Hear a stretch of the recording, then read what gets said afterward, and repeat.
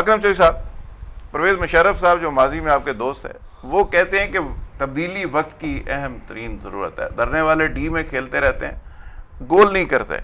तो इस दफ़ा आप कौन सा गोल करवाने जा रहे हैं आप? अल्हम्दुलिल्लाह मेरे ये हाथ गवाही है कि कभी उसके हाथ नहीं मिलाए, इसलिए मेरा वो इतना की दोस्त है। उनके दोस्तों से तो मिलवाते ही रहे ना। दूसरी बात ये है कि वो डी में रहे हैं, डी में जाते हैं, गोल नहीं करते, ये बात दुरुस्त है। और मैं इस बात से ज़रूर मुत्तफ़िक हूँ कि इमरान खान और ताहिरुल कादरी साहब भी उतनी सियासत करते हैं जितनी उनके मफादात तक पूरी रहती है। इससे आगे की सियासत वो भी नहीं करते।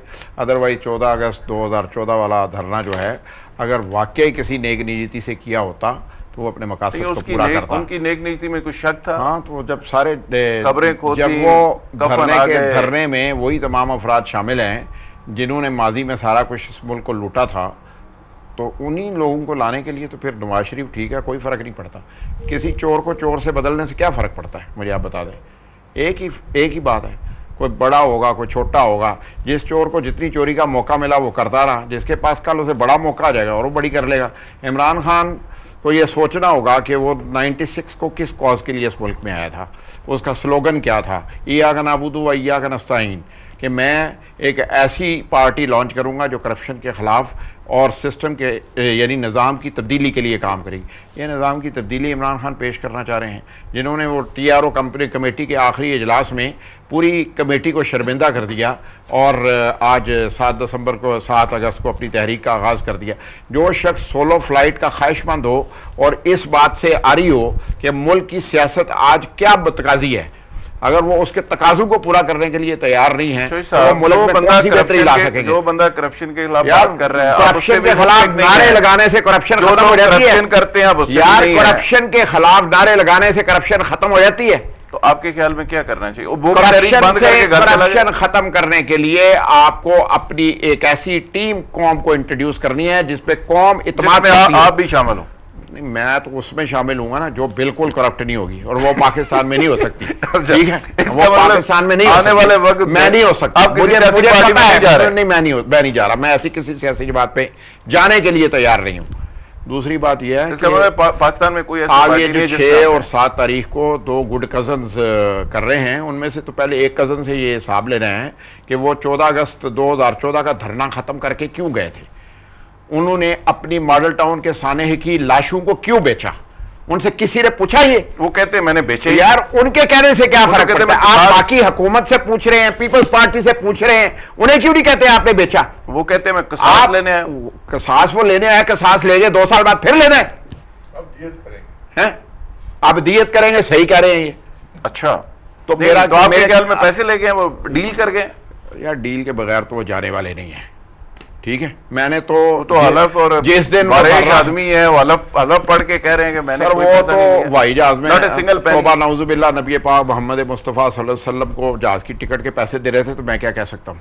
ठीक है, मैं उनके मजहबी रुझानात को नहीं मानता, मैं उनके कोलो फेल के तजाद को देखता हूँ।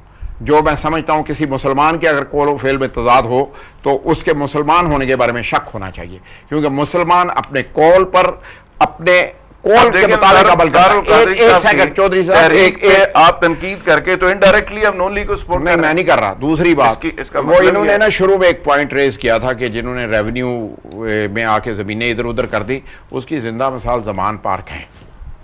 एक ही खानदान बड़ा जमान है। तो जब चीजें हकायक की तरफ जाएंगी ना, तो फिर आपको पता चलेगा कि सच्चा कौन है, झूठा कौन है, चोर कौन है, लुटेरा कौन है, डाकू कौन है। कि 10 साल के बाद हुकूमत आर्मी आती है और गन साफ करती है और मुल्क को ट्रैक पे चढ़ा देती है, सीधा कर देती है।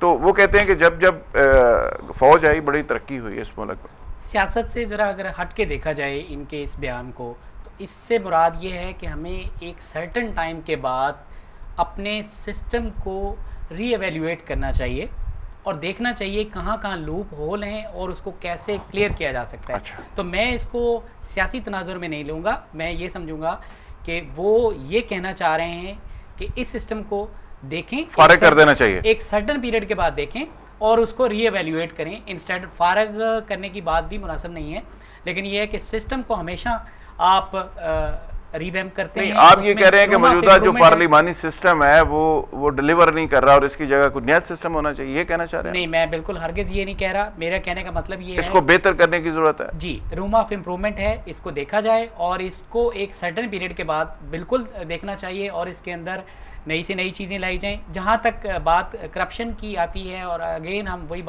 उसी बात को दोहरा रहे हैं, तो हमें सबसे पहले एज एन इंडिविजुअल अपने आप को कौन के हिसाब से हमें, मेरा ख्याल है ये बात अपनी जगह के परवेज़ मुशर्रफ एक डिक्टेटर था, चला गया, कुछ उसके हक में है, कुछ खिलाफ है, लेकिन उसने 2-3 बातें मिसाल के तौर पे वो ये कहते हैं कि ख़ानदानी सियासत नहीं होनी चाहिए, तो मेरा ख्याल है कि नहीं होनी चाहिए। आपका क्या ख्याल है?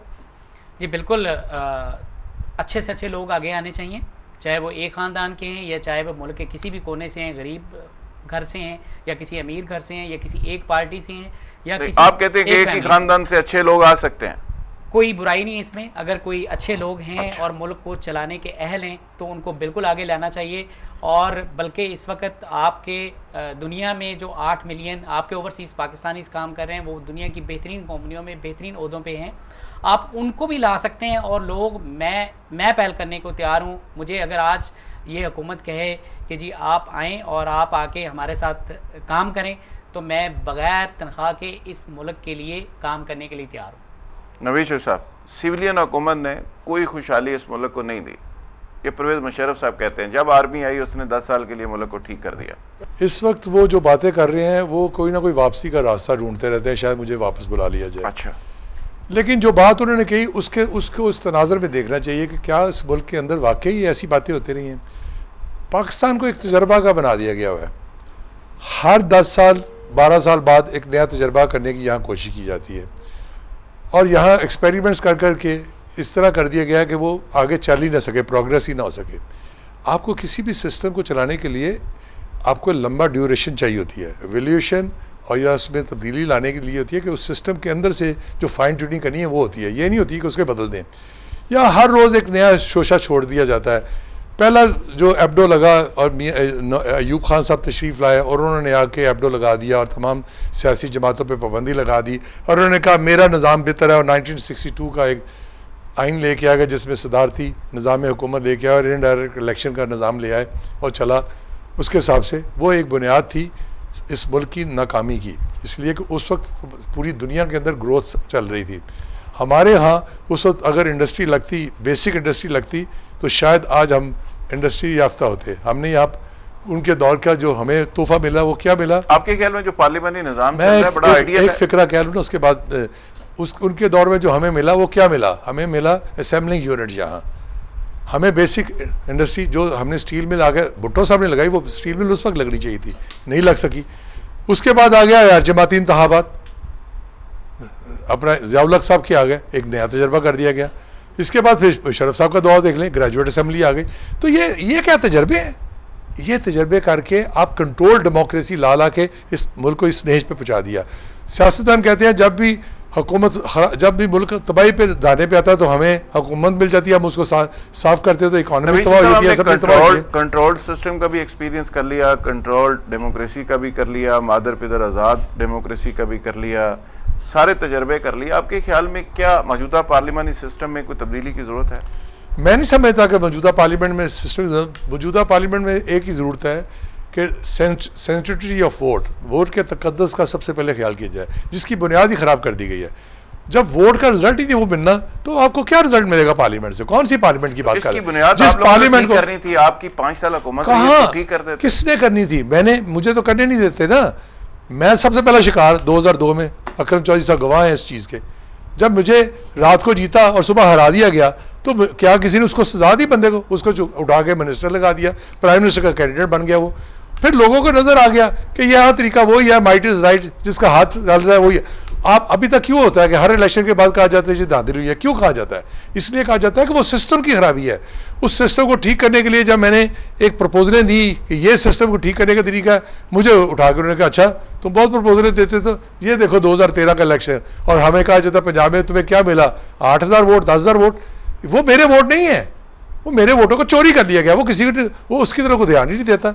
इसलिए जब तक इलेक्शन में ये चोरी का इल्जाम भी लगता है, इल्जाम नहीं है, लेकिन उसका नतीजा कोई नहीं निकलता। नतीजा ये देख रहा हूं ना कि जिन्होंने इस हेम ऑफ अफेयर्स को ठीक करना है वो इसको करप्ट करते जा रहे हैं, इसको बहुत और करप्ट करते जा रहे हैं। जब आपने एक लॉ बनाया ज़ियाउल हक साहब ने कि जी इससे बड़ी होर्डिंग नहीं लगेगी, इतने पैसे लगेंगे, इससे ज़्यादा पैसे इन्वेस्ट नहीं होंगे, खर्च नहीं होंगे, सब लोगों ने खुली उसका वायलेशन की, किसी एक को डिस्क्वालीफाई किया नहीं। उन्होंने कहा ये हिस्सा है, ये होता है, वो बुनियाद रखती कि तो बुनियादों को कहाँ से हिलाएंगे आप? रविशंकर साहब thank you very much. Saqlain साहब आपका शुक्रिया, अकरम चौधरी साहब आपका बहुत शुक्रिया। नाज़रीन, आज का प्रोग्राम आपने देखा सुना, आज का मुकालमा यकीनन हमने पाकिस्तान के जो रियल इश्यूज़ हैं और आने वाले वक्त में जो बड़े इश्यूज़ बनने जा रहे हैं उसको इसमें एड्रेस करने की कोशिश की। इसका फीडबैक ज़रूर दीजिएगा। कल नए प्रोग्राम में नए मेहमानों के साथ दोबारा मुलाकात होगी। Thank you very much.